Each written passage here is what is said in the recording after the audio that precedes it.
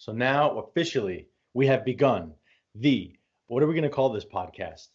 The I don't know. Montreal. I don't see your video anymore right now. You don't? Oh, there I do. Okay. How about Montreal Healthy Dudes? Montreal Yeah. or Detox Healthy Girl?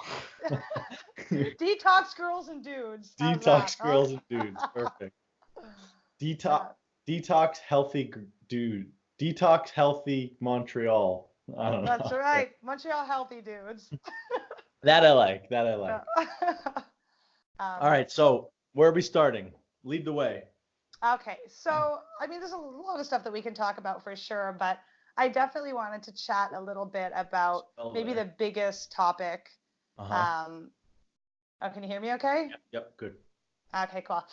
Yeah, I wanted to talk a little bit about, I mean, you texted me a while ago mentioning that you were having some issues with maybe your website or YouTube, or just kind of, noticing less traffic on your online forums. And it's funny that you say that, because I've had a lot of issues with YouTube and just my online work in general, with Google especially. And there's definitely an active suppression happening. So there was a big merger between YouTube and several online platforms. Between Google and several online platforms. And now Google basically controls all that people are seeing. And so it's really, people that are working in the holistic health field are noticing that they're being squashed really quite aggressively. So we could talk a little bit about that. I don't know what your experience has been with that, but I had a family member reach out to me recently saying that a lot of people actually were planning a big attack against YouTube, like a big lawsuit potentially, because of all of the wide-scale demonetization and all those things that have happened. So what's been your experience? Have you noticed anything at all? Yeah. It's like one of these things that's so big, and so like if I give it energy, it could take over my mind, because it's cut my traffic in half on my YouTube channel and my website. Everything got cut in half essentially overnight. And actually my YouTube channel got cut into like 20 fourths, like Yes. 1/4. Basically I was getting like 1,500 subscribers, 2,000 subscribers per month, and now I'm getting like 1 subscriber per day, 2 subscribers per day, if that. Sure. So if I allow myself to go into like the reality of what's happening on this physical plane of like my metrics and all of that, it makes me freak out a little bit. So I'm just kind of staying at this higher approach, like recognizing that what I do is bigger than YouTube, it's bigger than my Google traffic, it's bigger than all of these things. And I don't know, I don't know where else to go. Like I changed my browser. I'm no longer using Google, but the rest of the world isn't. YouTube is the biggest platform. I don't know any other platform that has consistent, steady people and viewership.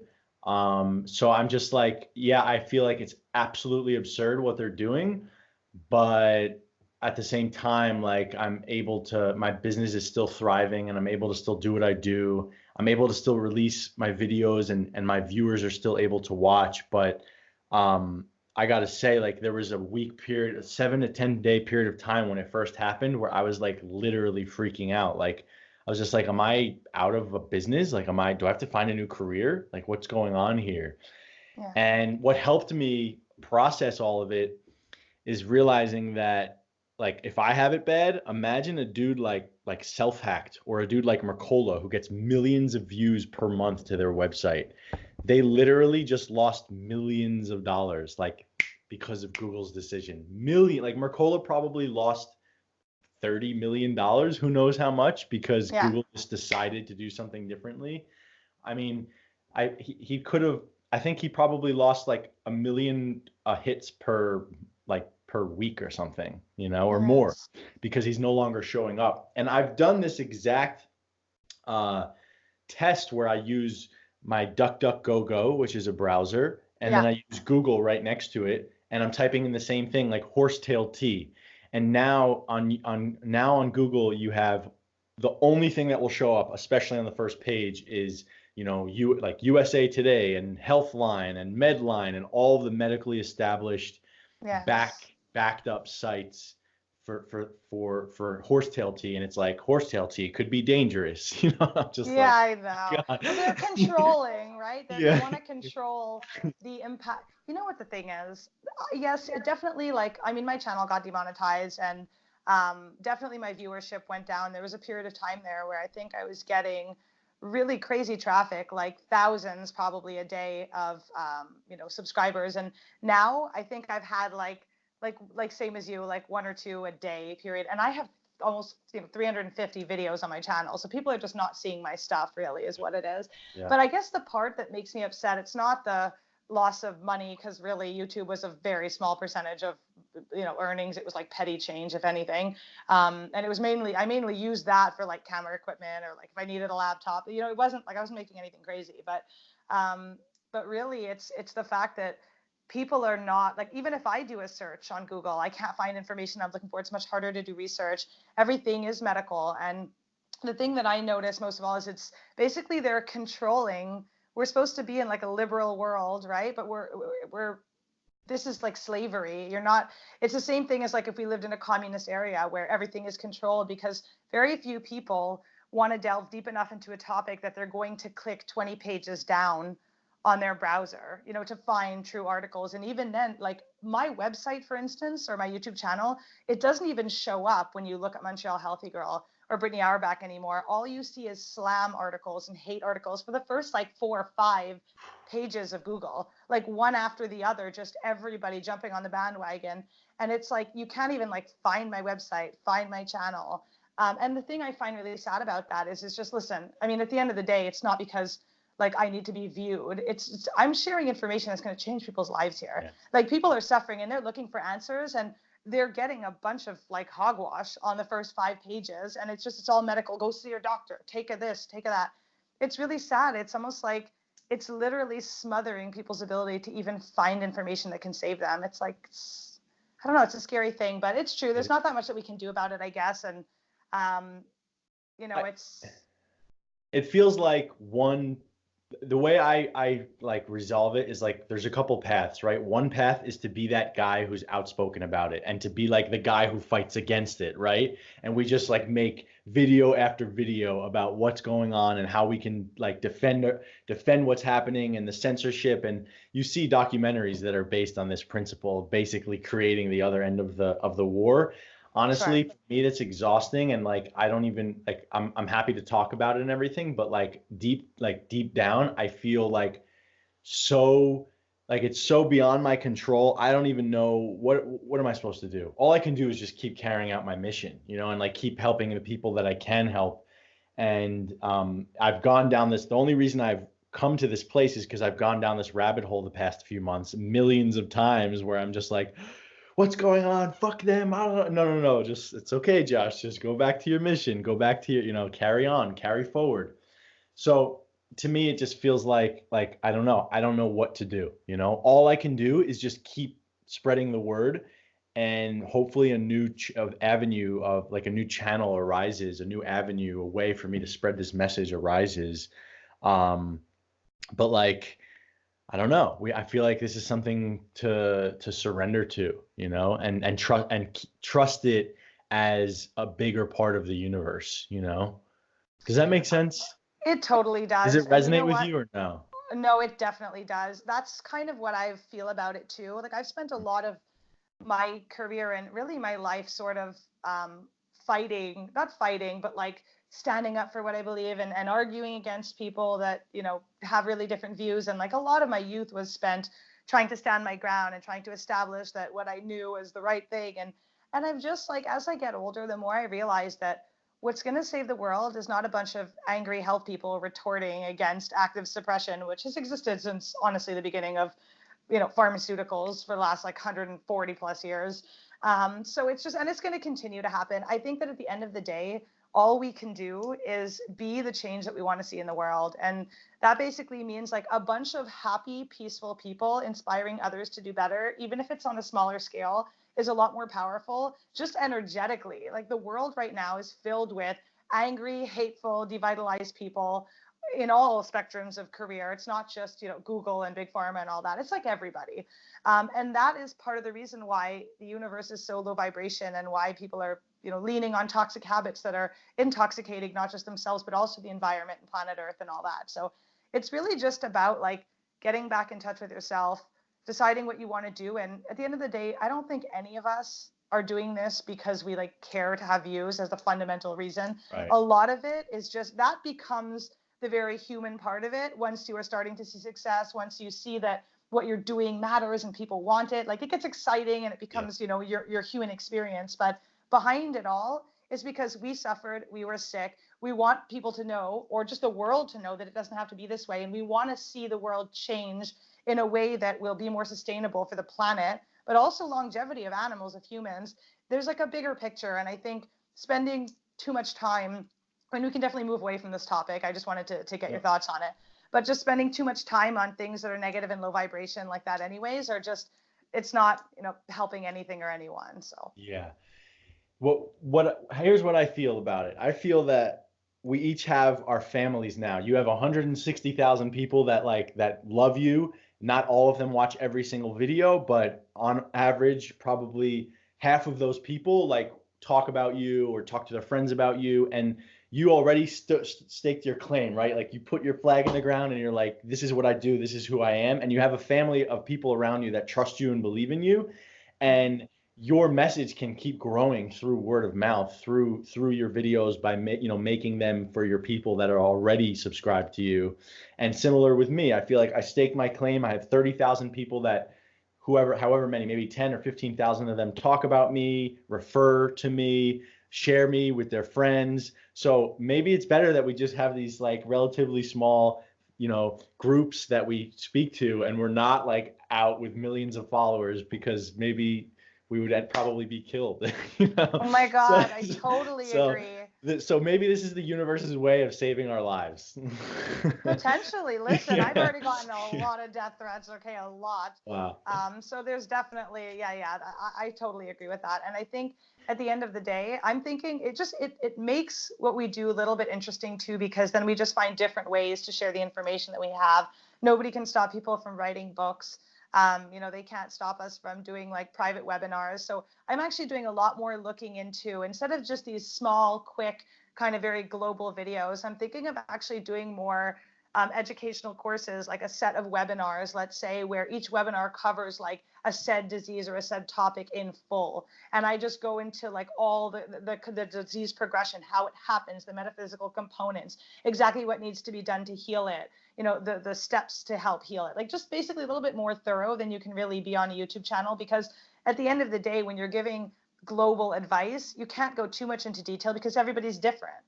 Right? So you can't give exact formulations. Like, I don't know if somebody watching my video is pregnant, for instance, or whatever. So there's a lot to think about when you're doing a public platform. Whereas when you have people that are seeking very in-depth information on a said topic, and I love that anyway. I'm like such a dive deep kind of person. So I'm like excited. It's just basically moving things in a different direction. Yeah.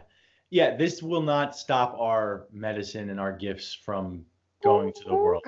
There's no way. And I should be careful with that word medicine, right? In ayahuasca communities, we call everything medicine. Our healing. Yeah, our healing. Well, the gifts that we have to offer to the world, there's no way that any organization like Google or YouTube can suppress it. It's like it's already the virus has already spread. You know what I mean? Like absolutely. Yeah. And my dad always says too, I'm trying to remember the exact expression, but he basically says, nothing is more powerful than an idea whose time has come. So the only reason we're being actively suppressed is because this is very sought out information, right? I mean, like it's you see it today. I go to a wedding, let's say, of just like a bunch of relatively conventional, thinkers. So we're not looking at alternative practitioners or anything. They're just like your everyday person who, believes in the government and your doctors and all that. And they come to me like, I mean, I get like swarms of people, and I'm sitting at a table with 3 actually certified medical doctors, one in oncology, one's a psychiatrist, and the other one, I forget actually. But, and there are 3 doctors sitting there, like certified doctors, and I'm being swarmed by people telling me the doctors haven't helped them. I can barely eat my food because one person after another is like, my husband has this, and I have this, and I have hyperthyroidism, and I have this, and what do you think about this, and why are you eating like that? And it's just like, it's powerful. People want this stuff. And I think that's why it's such a big threat. So actually, all of this is such a sign that the world really is changing. It's actually super exciting. So yeah. Exactly. And we don't need us. Like, it's not nobody needs me alone on YouTube. Right. This is happening anyway. It's a It's global transition. we're just a little piece of the whole cumulative change that's happening. And Yeah. if we're being suppressed, not as individuals, but as basically as a piece of this bigger puzzle, Picture. right? Yeah. Yeah. Totally. So what's So, new? What's new in what else is new with Josh? well, I wanted to talk, actually, I wanted to put the spotlight back on you because what you just said before we started recording, I thought was gold. If you feel comfortable Sure. to share about it, because Absolutely. everyone Yeah. needs to learn about hiatuses and sabbaticals. So go ahead. Yeah. Sure. So I'll give a little, like a mini background onto why I made the decision I did and kind of where I'm at in my personal life. And I actually don't talk that much about my personal life or myself really personally on my channel. It's really a lot about just information I'm learning and all that. But I'm going through a pretty big transition in my own life, and it's kind of exciting process. And anybody who knows me personally knows that the last couple of years have actually been really difficult in my personal life. Just based mainly from a standpoint that I took a job that kept me really busy, and at the same time I had so many public attacks and just family member stuff, and it's just been a pretty crazy year with like tons of death threats and not feeling safe in general. And anyway, so I ended up kind of getting into a bit of a burnout, and just I wasn't sure where I was at and what I wanted to do and all that stuff too. And I'm a person who's like a workaholic. I've always worked since I'm 9 years old. I worked almost full time all through high school. And it's been a really crazy, hectic life in general. And so I never thought I would be the person who would actually take time for myself, who would just shut everything down and just fearlessly put myself first for a period of time. And I've decided to do that for the first time ever, and to take a step back from everything I was doing. So I haven't made a YouTube video in a couple of months, which doesn't mean I'm not going to anymore. I'm just taking a bit of time for myself. And I went on a personal sabbatical, like a personal work project, where I'm getting back into writing, doing my research, spending time with myself, getting reconnected with a social life. There's something that people don't really realize about health practitioners, or basically caretakers in general, because when you work with people or you work in the health space, or especially if you're dealing with chronic disease or mental disorders or anything really where the people you're working with are kind of in a bad place, it tends to be like that's the energy that you're around and you're dealing with all the time. And so, as much as I love the work that I do and I love sharing the information I know, it can be very difficult. Like, it's very dispiriting to always be surrounded by that sadness, and to, like, when you work in the health space, no one's really writing you to be like, hi, there's something exciting going on. It's always like sadness and a problem and the end of the world, and you're dealing with people's emotions and their physical pain and their suffering, and you'd have to be inhuman not to feel some of that. So definitely, for the better part of probably my life, but really since I started working in the health space, even more so, I have been putting like everybody before myself. And I actually didn't realize until I took the step back, until I took my sabbatical, put, automated emails on my emails. I like took a little bit of a step back from the work I was doing. I just got off the internet altogether. I stopped, doing everything I was doing, both with clients and on YouTube and all that. And I feel like my health just bloomed. I feel like vibrant and amazing and energetic, and I'm reconnecting to my family and my friends and my roots, and I'm finally writing again and doing research, and a lot of the things that I honestly didn't have time to do because I was just trying to be there for everybody all the time. I was getting texts at like late at night, do you have time now? Do you have time now? And it was like I wasn't finding the balance no matter how I tried to play with it. So I'm not saying I'm not going to go back and do that. I am. It's only a few months sabbatical, but my God, it's like I feel renewed. And I think that this is a lesson, not just for health practitioners, but people. Think about it this way. When you go and see your therapist, for example, even if it's just a regular shrink, you don't wonder, if they're going through a divorce, or if they have stuff going on, or if they're tired that day, or if they even ate breakfast if they had time. You only think about you and your problem and the service you're paying for.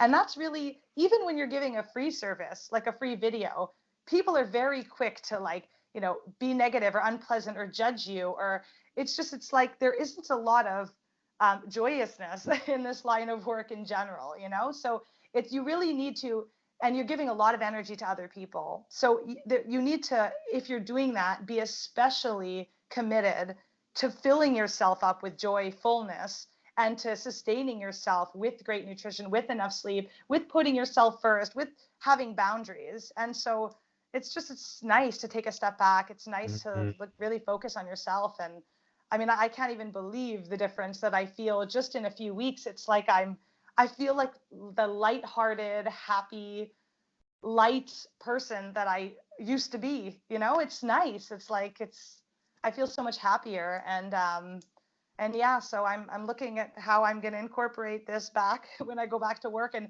how I might restructure things so that it isn't so energy intensive the same way. You know, maybe do things a little different. Like I said, more webinars, and I got to think about it more. But yeah, it's amazing.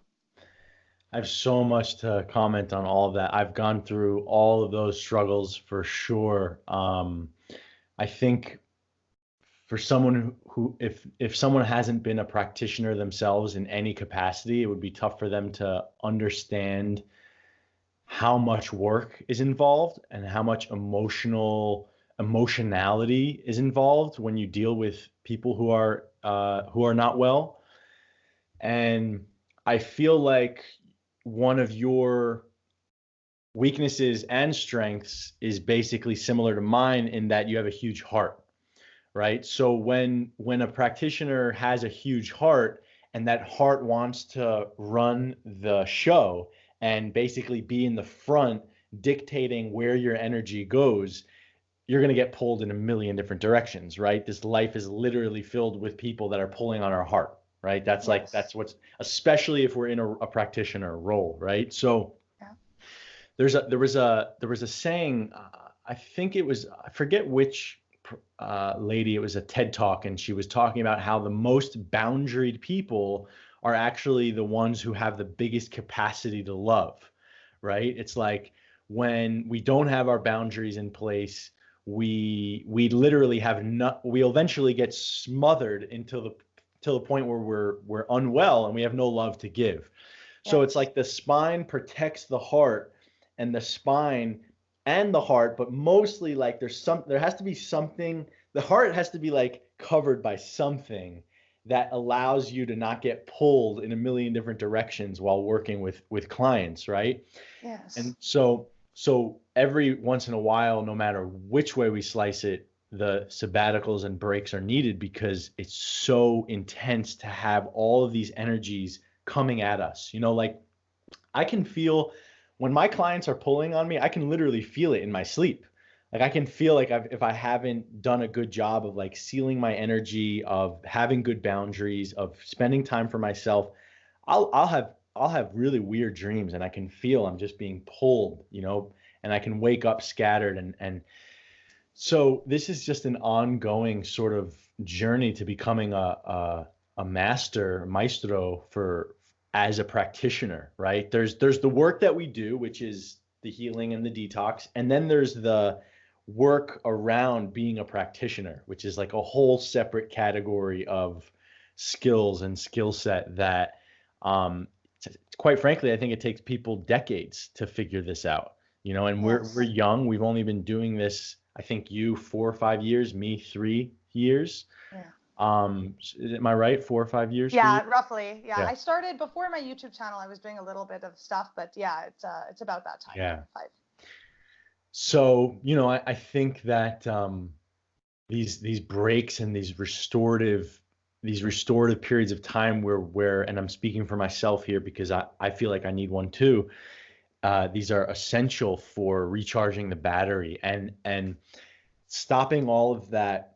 Like the way I see it is the Claire Vision School, which is a school that I've done a lot of training in, and it's really, really amazing school for, I guess you can call it energy medicine or energy work, transformational energy work.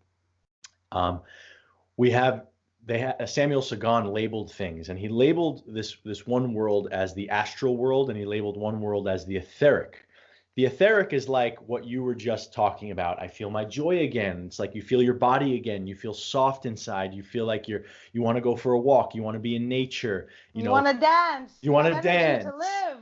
You want to live, right? This is your etheric, right? This is our chi, our life force. And then there's the astral world, which is really connected to the mind, and it's like basically the world that can kind of crash down on us, right? If you wake up first thing in the morning after being really rested and you get these text messages from people that are a lot to handle, you'll feel your etheric, and you'll feel your warm juicy etheric, and immediately getting caught in that astral world where it's like you almost feel like you have a headache, something's crashing down on you. Yes. The way I see this work being done in our situations as practitioners is we literally always have to create a bubble around that astral world from coming down and crashing down, right? Yes. And it's exhausting, right? It is Uh, so hard. It yeah. is. And it's funny. I remember years ago, and actually this is kind of a crazy story, but I was in Montreal years ago, long before I had just started my YouTube channel. I wasn't really a health practitioner yet. I was studying. And I remember I walked past a hair salon that was organic, and my mother dyes her roots. And I remember thinking, oh, I should see if they do organic like hair dyes and things for her so she isn't using chemicals all the time. And so I walked in and I ended up really connecting with the people, the owner of the salon and this other guy, her like partner at the time. They were super nice, very alternative, all that kind of stuff. And I was there, and that very same day, a girl was getting her hair done, and I was telling them a bit about myself. They're like, "Oh, why are you into natural stuff?" I was like, "Oh, I'm studying naturopathy, and I have a YouTube channel, and I was just starting." And so a woman overheard me, and she was just so bitter. And at the time, I was just like, "What a grouch," But now I like understand. She was basically a naturopath herself, and she said to me, she's like, "Oh, I did it for 2 years." She's like, "You will hate your life." She's like, "But you know what? All the power to you." Like she literally, and she was so bitter. She's like, "Never till I die would I do it again." She said to me, and I remember thinking, like, this woman must have never had a passion for it. She must have never suffered herself. That wasn't true at all. She was a regular client there, so I got to know her better over time. But basically, she was just, it was the beginning warning of what ended up being a lot of a reality, if I'm being completely honest. And people say also there's that expression, which is that like nobody who loves themselves ever chooses to be a caretaker, right? Like if you're giving all of your energy to everyone else, then how much do you really love yourself? Because we're given enough energy in this lifetime really to fuel ourselves, and there's tons of the idea is to fuel yourself and love yourself so much that more energy pours out of you, and then you can give to people with boundaries, as you want. But what tends to happen when you're a health practitioner, and especially if you're one who has suffered, is that you know the pain of being sick, and it's very close to home, and you understand the emotions of people that are stressed or angry or negative or frustrated or afraid, and all the emotions that come with chronic disease, right? And so when they're talking to you, they're almost like rehashing your own. It's very emotionally triggering. So I didn't really realize until I worked in this field how truly sensitive and how much of like an empath I really am. And I cry like in every movie where there's a sad part, to the point where I'm like I can barely breathe, because it's like I feel what people are telling me. My eyes water when they're talking to me. And I just it's there's also the fact that when you're talking to someone in regards to their health, you're listening to every word. You're trying to find the nuance. You want to hear the emotions behind what they're saying. You're trying to find the root cause of what's going on. It's not just like a casual conversation on a terrace over sangria with your girlfriend, where if you miss a few sentences because you're looking at the butterfly, it doesn't matter. It's you're fully present. And just the sheer act of being fully present in a negative situation or a relatively sad situation, that in itself is very energy consuming. So definitely, I think as a health practitioner, there's a lot of like self-love and time that needs to come from there. And I remember, I mean, it's not so bad now. I have structured things in a way that it's gotten better, but there was a period of time a couple of years ago when I was working full time in the field, and that was like the busiest I'd ever been. My channel was exploding, and I was just not saying no to anybody. I was taking on every single person who wrote me and every person that reached out. And at that point, I was getting hundreds of emails a day, personally answering all of them. And I remember doing like, there were days when I did like 8 or 9 hour-and-a-half Skype calls in a day. And it was like, and I had to be fully present for each one of them. And I had no time for lunch, no time for breakfast. I remember like at the end of the day, it would be like 11 at night. And then I'd open my email and I'd have like 100 new. I had just finished doing them. I was like, and I remember just like lifelessly lying on the floor, and my boyfriend at the time knocking on the door and being like, "Babe, are you done?" And I was like, like, I can't. I was like, Yeah. "Get away from No me. I need to space. be alone in this room. I need to, like, I can't breathe. I'm so tired. I can't even, like, go pee. I just need to lie here and exist for a minute." And it was just, it's a lot, and so it's really like, it's so nice to get reconnected with yourself. And I think that there's the plight to being a health practitioner that people don't realize. They think that it's, glam and bam, and oh, you must have the greatest life ever. And people give a lot to the people that they work with. And so, and I think a lot of our clients or even our followers, as much as people are like, positive and wonderful, I think that there's on some level a bit of a lack of understanding as well, and maybe even a lack of appreciation, because I've been mistreated quite a bit for the good deeds that I've done. And, I ask myself, how could that be? But it's that people are not aware. We don't look and consider what the other person is experiencing in the same situation. So. Yeah.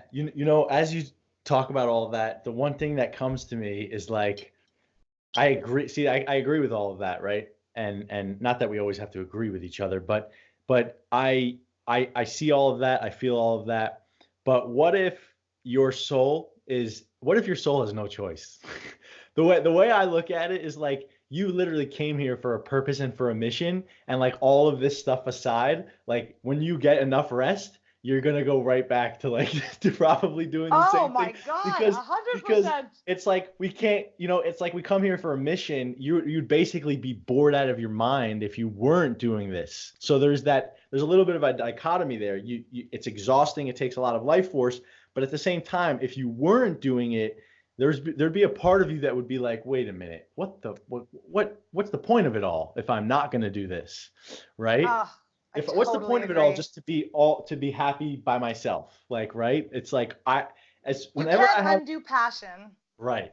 You can't undo it. You came here for a mission, and now I feel, and you can tell me if I'm wrong here, I feel the journey is to basically become a maestro at managing energy, managing our energy with the world, essentially, right? Yes. Because that's the real win. The real win isn't to be like, okay, I'm done and I'm separating from this whole industry and this whole school because it's too exhausting. The real win is being like, no, I'm freaking coming in. I'm going to make more money. I'm going to have more things that I need. I'm going to deal with less people, like one-on-one, scale my business, and just like be like, yeah, I'm here and I have enough life force for this, right? Yes. And then what you were talking about also led me to explain or validate this concept of charging a lot of money for services, right? Like YouTubers and people in the audience, there's always going to be that pull to being cheaper, to being more affordable, to helping people for free. There's always that pull. But what I realized is like the way to keep this machine going, your machine, my machine, all practitioners' machines who are doing work on the planet, is with money. Like, what else do you want? It like what other exchange is available in this world right now? Is someone going to write you an email and say, "Thank you so much. You should really feel good about yourself after you spend a few hours on them"? Like, is that going to fuel you? No, you need People money. don't even write that Yeah, when they paid.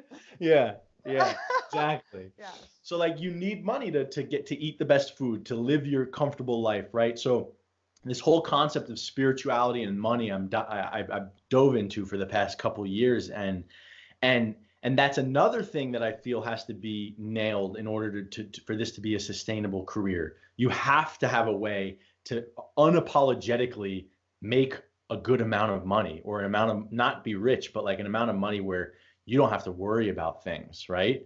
Yes. Well, So it's hard to inspire others when you yourself are fighting for basic needs in life, right? And there's also, I mean, from a client perspective, like I'm a person who has gotten free information in my life and then I've paid for other information in my life. And I have definitely been more prone to actually following through on the advice that I had to pay for than on somebody just telling me something in a store, or somebody just, a free video on YouTube.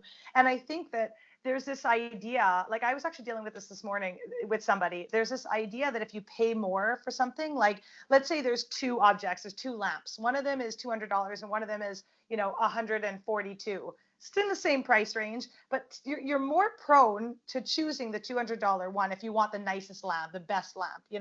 So if we're not just penny pinching and we're actually looking at value, people have the notion that higher dollars means higher value. That's not always the case. It isn't. I used to charge, pennies on the dollar, definitely way less than I was worth.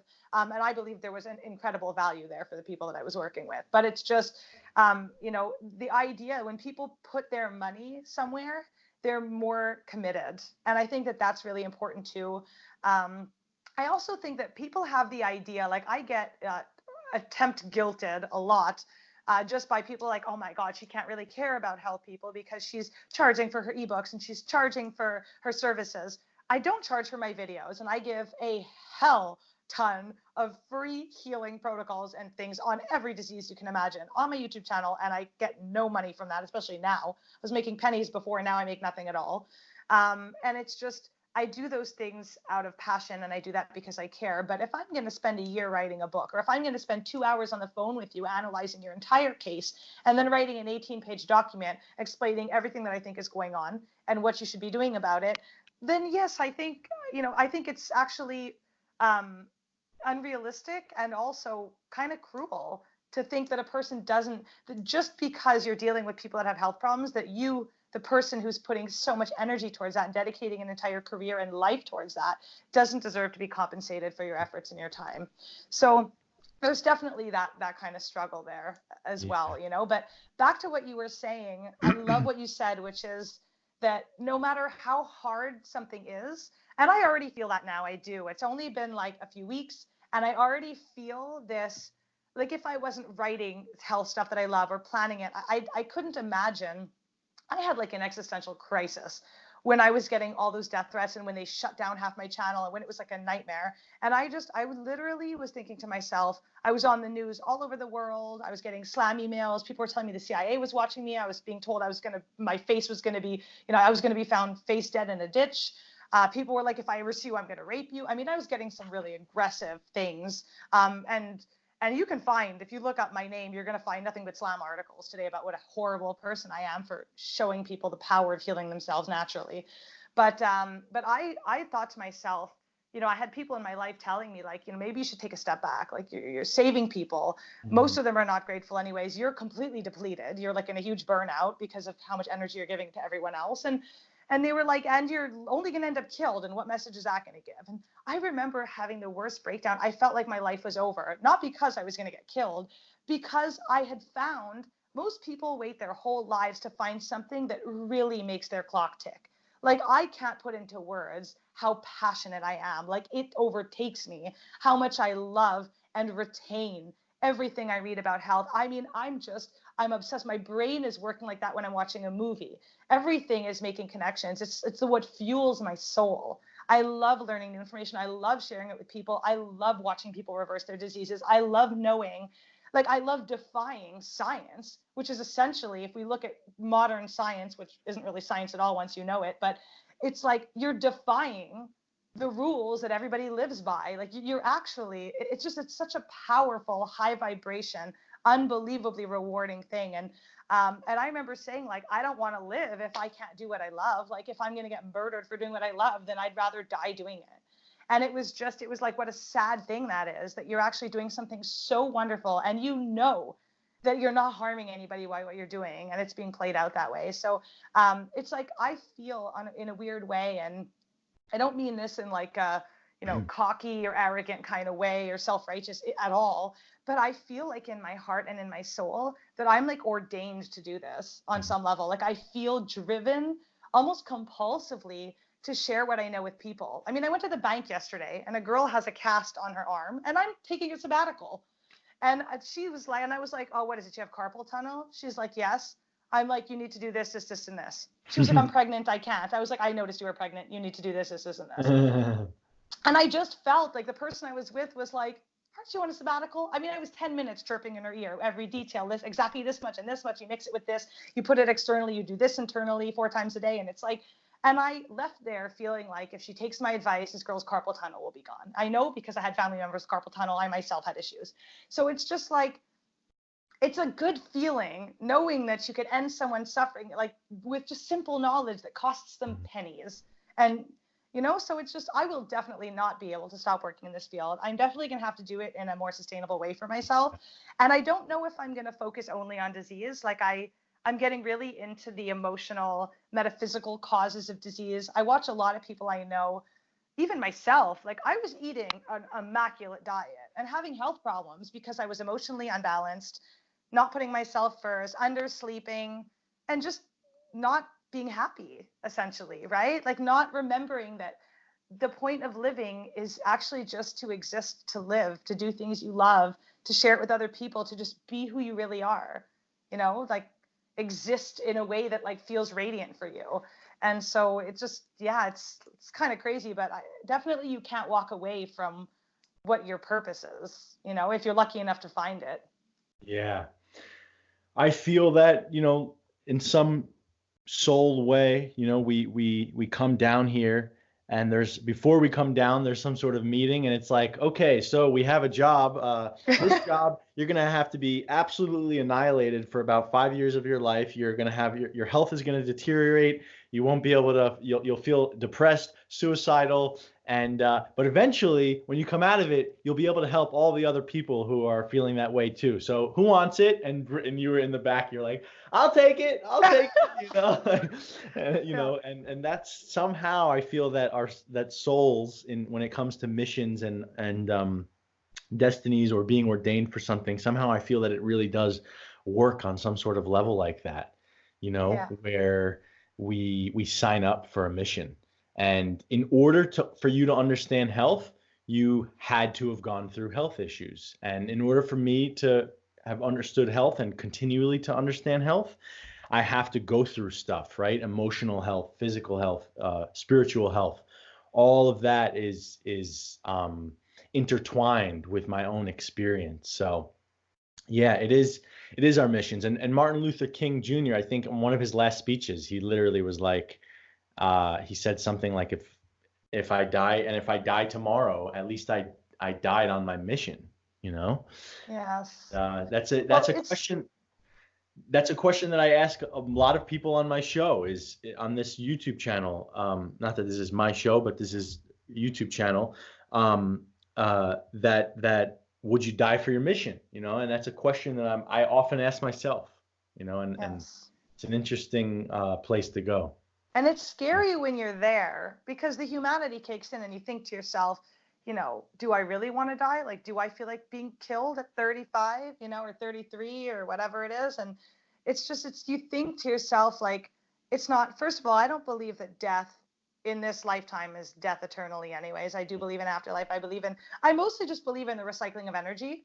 And so I don't know if you end up another person or another thing, but I believe it's like an apple rots from the tree, falls, goes into the soil, and it births new apples as the tree sucks up the nutrients from that and creates new life.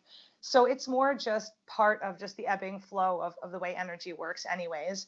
But I think that, I mean, at the end of the day, it isn't just like, would you die for your mission? It's, could you live without doing what you love? It's, most people, the biggest turmoil that people have, the biggest suffering that humans have is wanting things to be different than they are. So let's say a person is doing a job and they don't love it. They want to be doing something they love. And some of the biggest suffering that people have, some of the biggest lostness and confusion is people having no idea what they even want. It's not even just, I don't have what I want. They're unhappy. They don't know what they want. They haven't found something that really lights a fire in them. I know a lot of people who just go through life and they just don't have that something that they get up for in the morning, that they just like, they read something about a topic and they love it. They know they were born for that. And I think everybody has something like that, and they just need to really listen and be honest with themselves. But if you're a person who's lucky enough to find that in your lifetime, and I feel so blessed, like I can't imagine loving another job more. Like I feel like I don't think I would be able to live if somebody asked me to do, I was studying social work before I went into the health field, before I got sick. I mean, and this is with all respect to social workers. I thought, I was going to help kids, and I was going to do all these things. And I look now and I don't know how I would do that job. Like I ended up finding such a deeper passion in what I'm doing now. And I'm thinking that the more I delve into it, it's not the working with people or being a public figure or even disease necessarily that's my passion. It's actually teaching. It's learning new information and then teaching, making connections, creating discoveries, like recognizing things that are, on the cusps of information or that isn't mainstream knowledge, and then sharing that, teaching people, changing their lives. And so there's a lot of ways that you can do that. But I sort of feel that in a lot of aspects, and I learn a lot from other people. I'm not saying I don't, I really do. And I love other people. And it's, But I feel that in a lot of my relationships or even friendships or definitely work relationships, I tend to always find in most dynamics, even with my family and stuff, I'm almost always in a teaching role. I'm almost always giving advice, giving thoughts, sharing knowledge I just learned. It's like I wake up in the morning and I'm like, good morning, guess what? It's like, um, and that's part of what you need to fuel yourself. Like a life without what you love doing is not a life. You might as well die. That's the way that I look at it. And I also believe, though, that the good prevails. And that might sound really cheesy, but like high vibration, the only way that I think, people could come to a demise is if they themselves have become despirited or lost their own zest for life, their own hopefulness, their own happiness, their own like feelings of abundance. I think that there's good energy that exists in the world too, and we can create these like fortresses of good energy around ourselves, and we don't attract negativity the same way, and we could go about teaching and doing the things that we want in a way that's more easily received by the public, even in our current very kind of evil world, if you want to look at it that way. It's almost like things don't necessarily need to be different for them to be wonderful as they are. Yeah, yeah.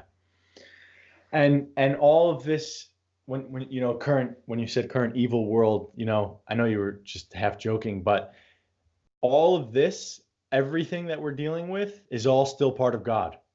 It's all still part of the grand maestro at play.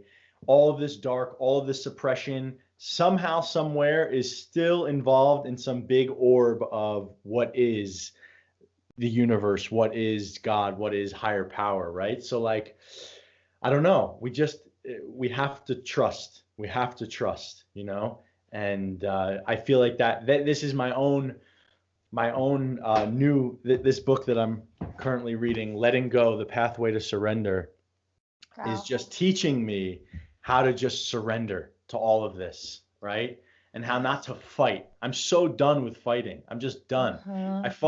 I was a wrestler, then I was jiu-jitsu fighter for 5 years, then I spiritually fought for 5 years, then I physically fought for all these, like physically for my health all these years. Like I'm just done. I'm done with fighting. You know what I Sure. mean? We have to we have to let go, right? Yes. That's Well, that it's I'm the yeah, resistance, right? yeah. Fighting is resistance. It's trying desperately and aggressively to make things different than they are. And peace and happiness and joyousness comes from actually stopping trying to change how things are and fully accepting them exactly as they are. And if you look at people that have chronic disease, what is their main underlying emotion? Resistance. They're not happy. They're basically like, I want to be healthy. I can't do this till I'm healthy. It's not fair that I'm unhealthy. People are like resisting their current circumstance and not accepting it at all. But I have this symptom. How am I supposed to accept it? Well, because that's your current state, and your body deserves to be loved even if it has pain. In fact, it deserves to be loved even harder. So it's if people, even when they're sick or if they have psychological struggles or whatever it is, it's letting go. What happens when someone dies? You're in turmoil because you want to keep them here. You're resisting letting them go.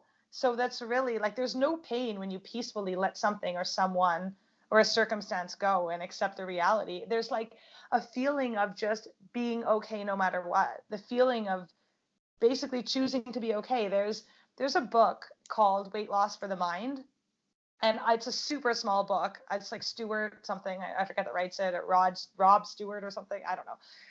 It's not Rod Stewart, but some other name. That's Stuart Wild, Um, is it? Wait, I I'll don't, Google it real quick. You can sure. go ahead.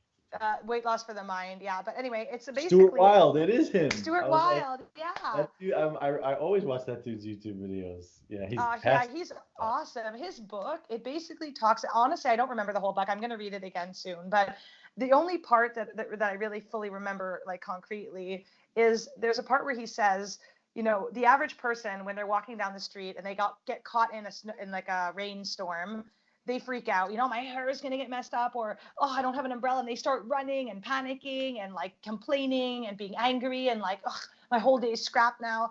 He says that we have to stop running away from pain and discomfort, and we need to accept and embrace it the same way we accept good feelings and love and emotion, whatever else that's good. Basically just embrace all that you're experiencing at all times and be fully present. He says, do it. Trust me, it will be amazing. Next time you get stuck in the rain, don't even walk faster. continue at the same pace you were walking. Let yourself get soaked to the bone. It doesn't matter if you're on your way to work. It doesn't matter what's happening. And then if you get in an air conditioned room and you're freezing, feel it, love it, feel what it feels like to have the universe pour on you. You know, like it's like, and I did that. I walked down the street, it started raining, and I was like, this is amazing. I like had like mascara in my eyes was burning, and I was like, I probably looked like a like psycho murderer, but it was just, it was so like liberating and nice. And I was like, you're right. Me wanting it to be sunny and being annoyed that I can't be outside and that I have to now rush, and those things made me upset, not the rain itself. You know, not to say I don't carry an umbrella most days, because, you know, plan ahead, but it's just, it's a nice feeling of just embracing what is at all times. It's hard to do, but something to strive for. Yeah, yeah. Beautiful.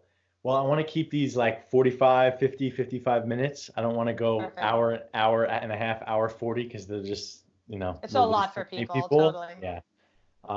So I think this was perfect. A little catch up after many, many months of not having done one of these, and you not having made a video. And so I'm happy with it. Yeah, well, me too. It was super nice to catch up. It always is. Yeah. And we'll plan a chat with, I think you were mentioning, Life Regenerator wanted Yes. to do a Dan, I met chat him. I later met point too. Dan in Santa Cruz. That's very So fun. after we end this recording, we'll schedule when that will be, and everyone can get excited for that to come. Yeah, sounds good. Alrighty, so that's Montreal Healthy Girl on YouTube, and Detox Dudes on YouTube. And anything else you want to share? MontrealHealthyGirl.com, TheDetoxDudes.com. What else? Anything? That's it. I just want to tell everybody out there, take at least 5 minutes today, 5 minutes sabbatical in your life today. Spend a little bit of time doing exactly what makes you feel good, whether it's taking sun, having a tea on your deck, going for a walk, something. And I want to tell people that the next time it rains, even if you're going to work, just let the water get you wet. Stand there and soak it up like a flower growing in the wild. Alrighty, folks. You could do the same thing at the same time. That would be really cool. Okay. 1, 2, 3. Now.